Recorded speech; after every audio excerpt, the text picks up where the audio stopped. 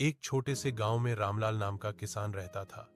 वह मेहनती और ईमानदार था, लेकिन उसका पड़ोसी हरिदास आलसी और चालाक था। रामलाल दिन रात खेतों में पसीना बहाता, जबकि हरिदास दूसरों के सहारे जीने की कोशिश करता। एक बार गांव में अकाल पड़ा। जिनके पास अनाज जमा था वही बच पाए।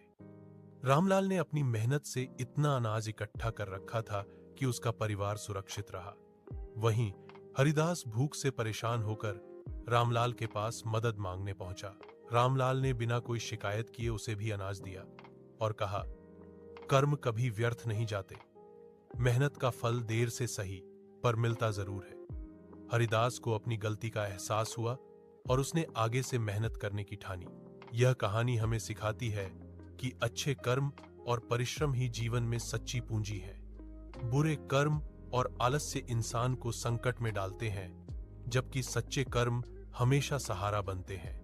निष्कर्ष: कर्म ही इंसान की पहचान है और वही उसके भविष्य का निर्माण करते हैं। क्या आप चाहोगे कि मैं इस कहानी को और ज्यादा भावुक शैली में लिख दूं, ताकि बच्चों या स्टेज पर सुनाने लायक लगे? एक छोटे से गांव में रामलाल नाम का किसान रहता था। वह मेहनती और ईमानदार था, लेकिन उसका पड़ोसी हरिदास आलसी और चालाक था।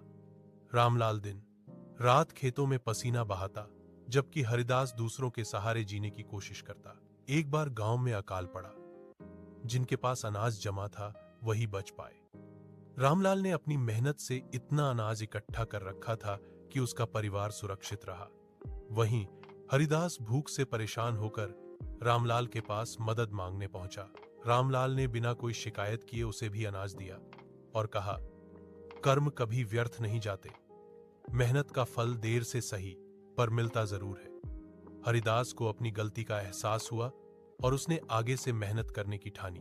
यह कहानी हमें सिखाती है कि अच्छे कर्म और परिश्रम ही जीवन में सच्ची पूंजी है।